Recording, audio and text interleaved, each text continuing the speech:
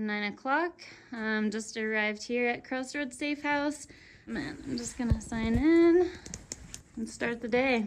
My name is Erica. I am the Shelter and Outreach Manager of Crossroads Safe House in Fort Collins. 9:47 a.m. An email came in from one of my teammates that she needs a DART form. With COVID-19, a lot of our programs have really had to change a little bit.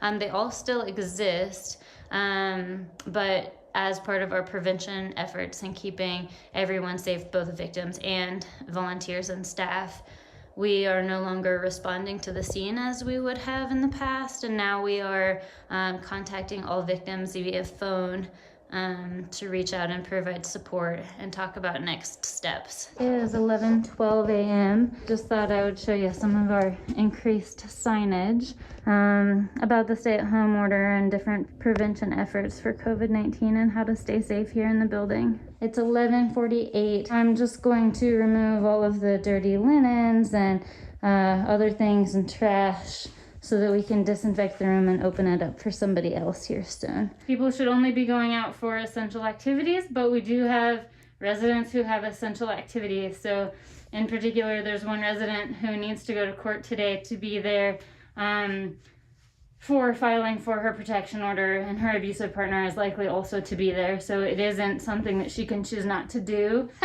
Yeah, success! We were able to help shovel the resident out so that she can go to court. And okay, 1:14, and just came in from shoveling a few residents out of the snow. 4:52. The phones recently with the pandemic have just really been ringing off the hook. Yeah, so we are seeing an increase for sure in domestic violence and intimate partner abuse, just because people aren't working, they're stuck at home. And also abusive partners now are, this whole abusive relationships are all about power and control, right? And so there's this whole other huge aspect now of this abusive person's life that is completely out of control. And so of course we're gonna start to see them trying to exert control over the victim. In addition to that, I've been getting a lot of calls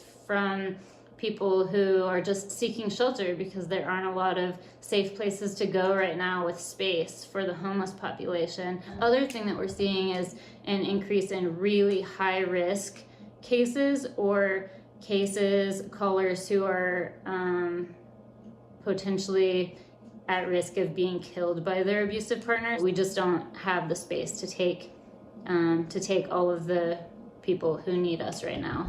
7:03 p.m. Our resident who went to court today and who we helped dig out of the snow so that she could get her car out and go to court was granted her permanent protection order. Her abusive partner did not show up. 7:41. Thought I was done, but forgot there's actually a couch concert tonight. Looks like we just hit $3,000 in donations, so thanks everybody. And Crossroads has another couch concert tomorrow night from 6 to 8. You can find out much more on our website. That story is part of our statewide COLab reporting project called Colorado's COVID Diaries, a day in the pandemic. And you can find these stories on 9news.com. We'll be right back.